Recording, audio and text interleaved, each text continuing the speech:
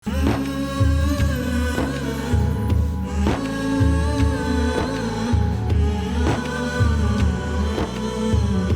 वालेकुम नाज़रीन कराम, आज भी इस सेगमेंट में हम हमेशा की तरह हस्ब रिवायत अल्लाह ताला के एक प्यारे महबूब बंदे और नबी का ज़िक्र करेंगे, जिनका ज़िक्र कुरान पाक में भी कई मरतबा आया है, जो हमारी कदम कदम पर रहनुमाई फरमाता है। नाज़रीन कराम, आज बात करने वाले हैं हम खलीलुल्लाह की। जी हाँ, अल्लाह ताला ने जिन्हें दोस्त कहा, अल्लाह ताला का दोस्त, कितनी बड़ी बात है, कितना बड़ा मर्तबा है। इससे बड़ा मर्तबा क्या हो सकता है? सिर्फ अल्लाह का महबूब होना। जी हाँ नाज़रीन कराम, हुज़ूर अकरम सल्लल्लाहु अलैहि वसल्लम जिस शिजरा नस्ब से ताल्लुक़ रखते हैं, वो शिजरा, वो हाशमियत का जो ख़ानदान है, वो हज़रत इब्राहीम अलैहिस्सलाम से मिलता है। और इसीलिए आप सल्लल्लाहु अलैहि वसल्लम ने दुरूद इब्राहीमी पढ़ने की भी फ़जीलत बयान की है, जिसमें हज़रत इब्राहीम अलैहिस्सलाम पर और उनकी आल पर दुरूद व सलाम भेजा जाता है। नाज़रीन कराम, खलीलुल्लाह यानी अल्लाह का दोस्त। दोस्तों में आम फहम में अगर देखा जाए तो थोड़ी बहुत बेतकल्लुफ़ी आ जाती है। दोस्त कह देता है कि मुझे कुछ चाहिए, तो दूसरा दोस्त जो है वो अता कर देता है। अब अल्लाह का दोस्त है ये बंदा, हज़रत इब्राहीम अलैहिस्सलाम, जो चाहते मांग लेते, लेकिन अल्लाह ताला ने अपने नबी के ज़रिए हमारे लिए तालीम फरमानी थी, हमारे लिए उन्हें वो मुश्किलात, उन मुश्किलात से गुजारा गया जिसको देखकर, जिसको जानकर, जिसको पढ़कर हमें इस बात का यकीन आ जाए कि किस तरह से अल्लाह ताला के बंदों ने, अल्लाह ताला के नबियों ने, अल्लाह ताला के पैगंबरों ने अल्लाह ताला का जो ये एक पैगाम है उसे आगे बढ़ाया है। बहुत सारे उतार चढ़ाव हज़रत इब्राहीम अलैहिस्सलाम की ज़िंदगी में देखने को मिलते हैं। आपको ये भी जानकर बड़ी खुशी होगी, जो लोग नहीं जानते, कि बकर ईद जिसे हम कहते हैं, बड़ी ईद भी कहते हैं, ईद उल अज़हा भी कहते हैं, ये सुन्नत इब्राहीमी है। इस किस्से की तरफ भी आएंगे, लेकिन आज जो किस्सा हमने मौज़ूए गुफ्तगू रखा हुआ है उस पर बात करेंगे। ये ज़िक्र जो इस वाक़ये में मैं करने लगा हूँ, ये हज़रत इब्राहीम अलैहिस्सलाम की कुर्बानी का नहीं, उनके तवक्कल का है। और हज़रत इब्राहीम अलैहिस्सलाम, जिन्हें अल्लाह ताला ने मुख्तलिफ़ नामों से पुकारा है, जिनमें आते हैं मुसलमान नबी, पैगंबर, अबुल अनबिया, खलीलुल्लाह, इमामुन नास और हनीफ़, ये तमाम अलकाब हज़रत इब्राहीम अलैहिस्सलाम के हैं। बहरहाल यहाँ पर हज़रत इब्राहीम अलैहिस्सलाम तालीम फरमा रहे हैं एक अल्लाह की वहदानियत की, अल्लाह वाहिद है, और मनाजरा कर रहे हैं उनसे जो बुतों को पूछते हैं, जो ना बोल सकते हैं, ना सुन सकते हैं, ना चल सकते हैं, ना ही इंसान की किसी भी, इंसान क्या बल्कि किसी चींटी की, इंसान तो बहुत बड़ा होता है ना, एक बड़े कोई बेहतरीन किस्म का 6.5 फुट का आदमी, ज़बरदस्त किस्म की बॉडी भी बना लेता है।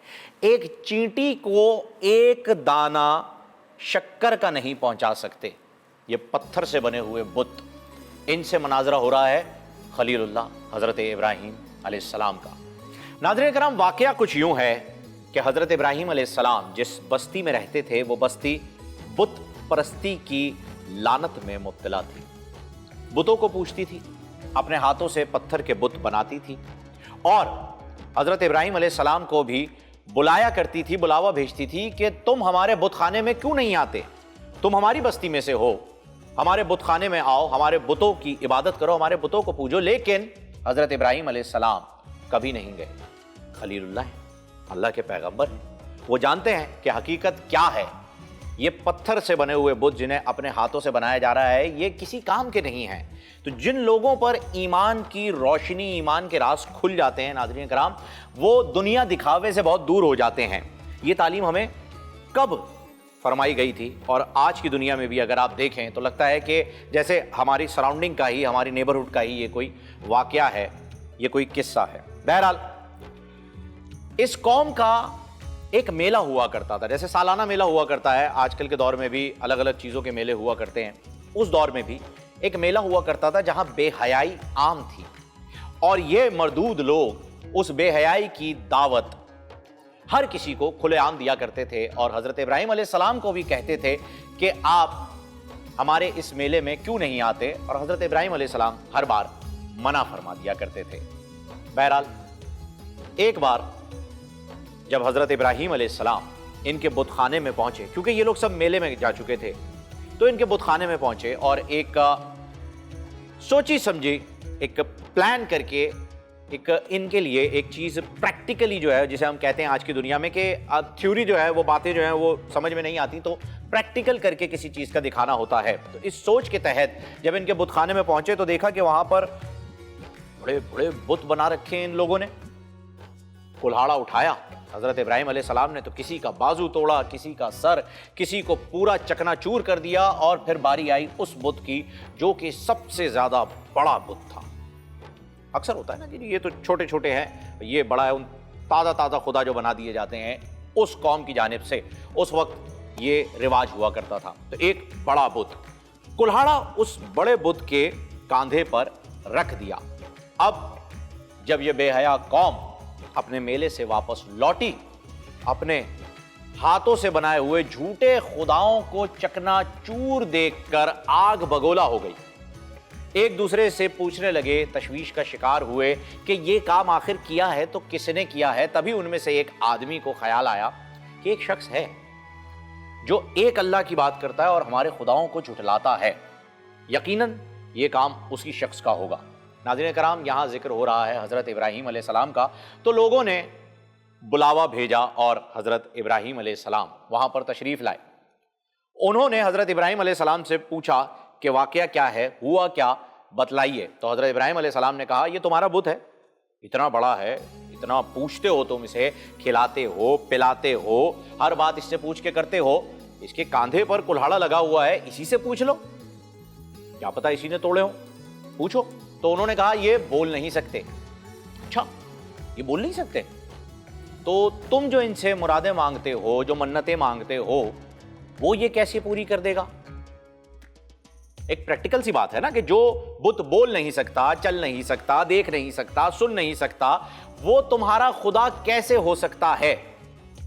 بات پریکٹیکل تھی، لوگوں کی سمجھ میں بھی آ رہی تھی، لیکن جن کی سمجھ پر پردے پڑ گئے ہوں، جن کی سمجھ کو ہی گم کر دیا گیا ہو، وہ لوگ سمجھنے والے نہیں۔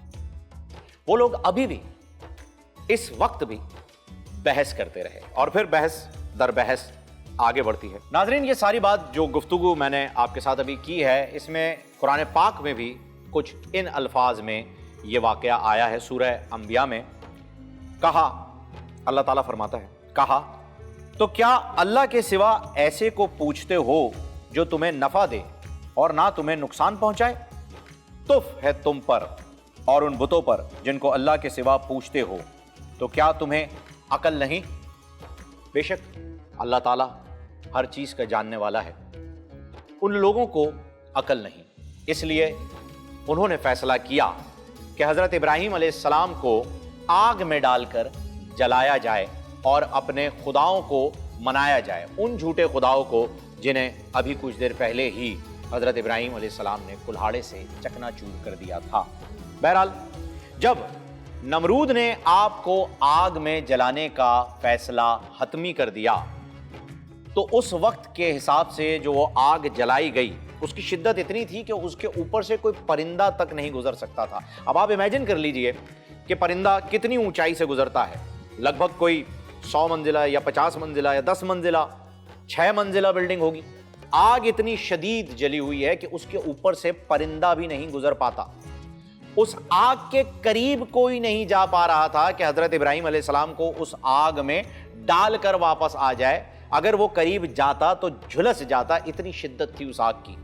تو اس وقت کے زمانے میں گوپھن، ایک توپ ٹائپ کی کوئی جو ہے وہ چیز ہوتی ہے، گوپھن کہلاتی ہے۔ گوپھن میں حضرت ابراہیم علیہ السلام کو ڈال کر اس کے ذریعے اس آگ میں جھونکا گیا، جھونکنے کی کوشش کی گئی، کیونکہ آگے اللہ تعالیٰ اپنے بندے کے لیے کیا خوبصورت بات، خلیل اللہ، اللہ کے دوست۔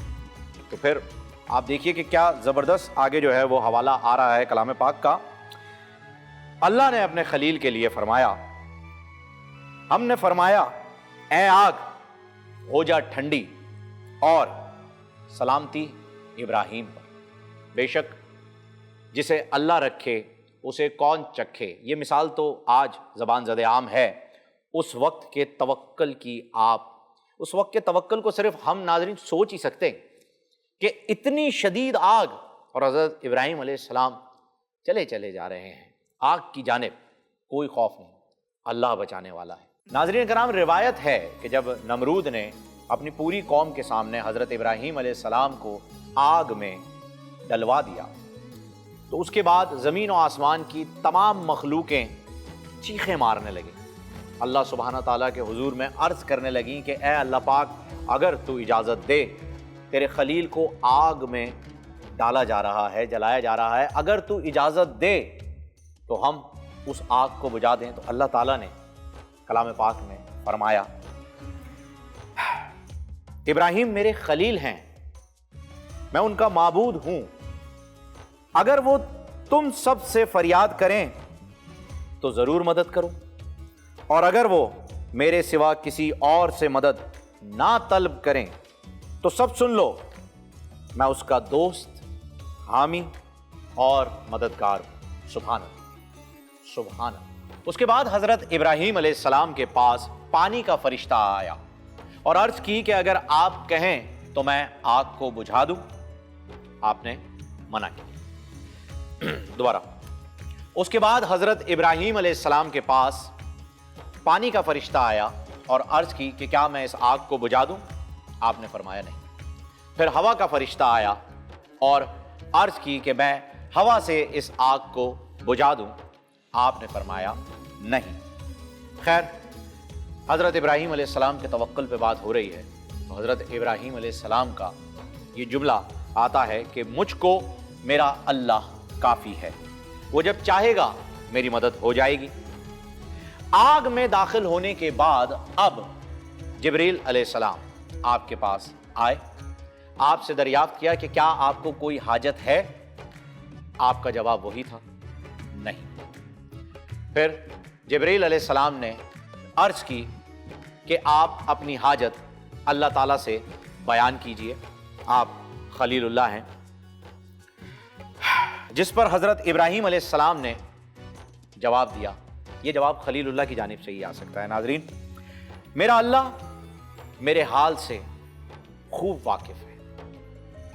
اور آگ کیسے بجھی، یہ بات میں آپ کو تھوڑی دیر پہلے ہی عرض کر چکا ہوں کہ اللہ تعالیٰ نے آگ کو حکم دیا، فرمایا اے آگ ہو جا ٹھنڈی، اور سلامتی ابراہیم پر۔ یہاں ایک بات بڑی قابل غور ہے، مفکرین کے مطابق حضرت ابراہیم علیہ السلام کی عمر اس وقت 16 سے 20 سال کے درمیان بتائی جاتی ہے، اس میں اختلاف ہے لیکن 16 سے 20 سال کے درمیان بتائی جاتی ہے۔ اس عمر کا توکل دیکھیے، سبحان اللہ، سبحان اللہ۔ خیر، حضرت ابراہیم علیہ السلام نے رہتی دنیا کو توکل کا ایک ایسا درس دے دیا جس کی مثال نہیں ملتی، اور حضرت ابراہیم علیہ السلام نے ہی قربانی کا بھی ایک ایسا جذبہ انسانیت میں پیدا کر دیا ہے جس کی مثال نہیں ملے گی۔ اور وہ واقعہ جو کہ قربانی سے ریلیٹڈ ہے وہ ہم آنے والے دنوں میں آپ کو بتائیں گے جب ہم دیگر انبیاء کرام پر گفتگو کریں گے۔